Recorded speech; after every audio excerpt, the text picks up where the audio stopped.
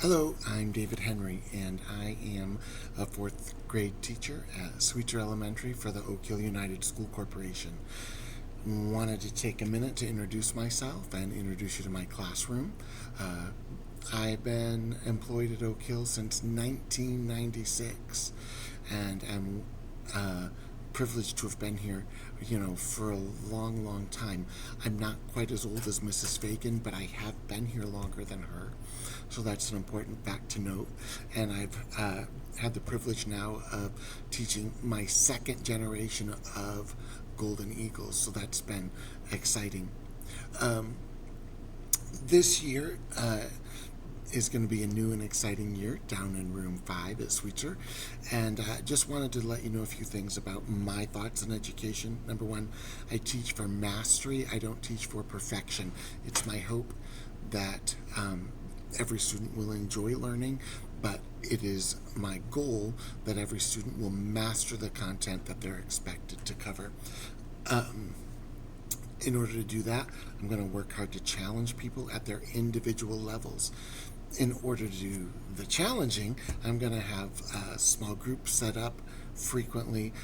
We're going to teach at varying paces depending on student needs. I want you to know I'm very cognizant of different learning styles and, in fact, of brain growth. And we're going to use the most recent data to inform our education styles to keep things interesting and to make them as relevant for your learner as possible. Fourth grade's a transitional year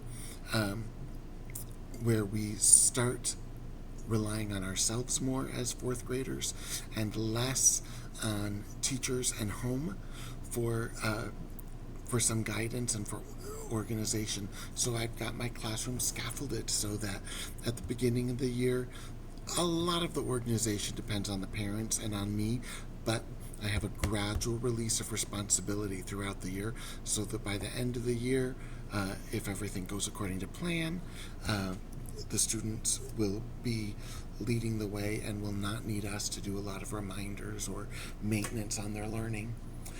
I do want you to know, listen, I've been doing this a long time, this teaching gig, and I've learned one thing.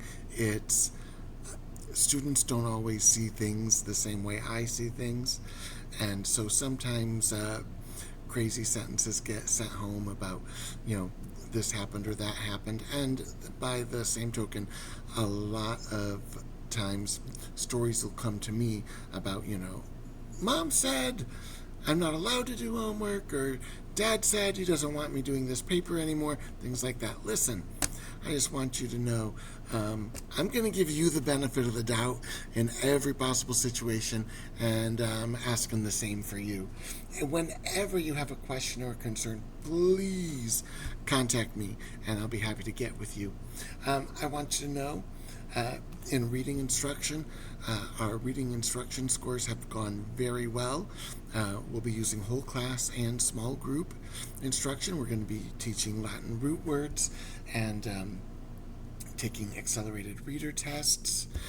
In math, we're going to be doing iReady Math, so some of it's going to be computerized, some of it's going to be, from old traditional textbooks like maybe you used when you were a child, but we're going to use technology to enhance the learning process.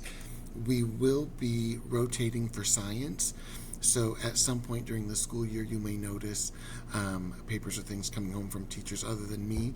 That's because in science, every fourth grade teacher gets to present lessons to each fourth grade student.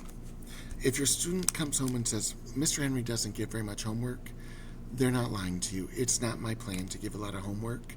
I've got 11 kids, and I don't want to spend my days doing schoolwork in the evenings, and I'm confident whether you have 11 kids or not, you probably feel the same way. What I do expect is that every student's going to read 20 minutes during the evening 4 times a week, and they're going to record that on their reading log and submit that. That's a part of their reading grade. It's important that they do this, and this is something that they can do independently. They don't need you or me to read or to record. So that's an important part of their grade. This year, for their grades, if students meet my expectations for each lesson or each assignment, they'll get 2 points. If they did the assignment and didn't quite get it, they'll get 1 point. If they didn't do it, they get 0 points. Then, as I go through my gradebook, I can see, little Susie has 1 point for nouns. I need to pull Susie, and we'll give her more practice with nouns, and then she'll end up getting 2s, and her grades will go back up. I do accept late work, and generally I accept it at least a week after it's been assigned. Also know, if you're not happy with the student's work, they can always redo it. Technology is a big deal. We are one-to-one with Chromebooks, and part of my job is to teach your child how to function in a digital world while using traditional resources like pencil, paper, books. So we're going to be focusing on that, but a lot of our interaction as parents and teacher is going to be digital. You can view your students' grades 24/7 on Skyward online, and hopefully you have that login information. If not, contact the office and they can help you get that. I do not send home grade reports because you can see them anytime you want, and I'm pretty faithful about keeping my grades up to date.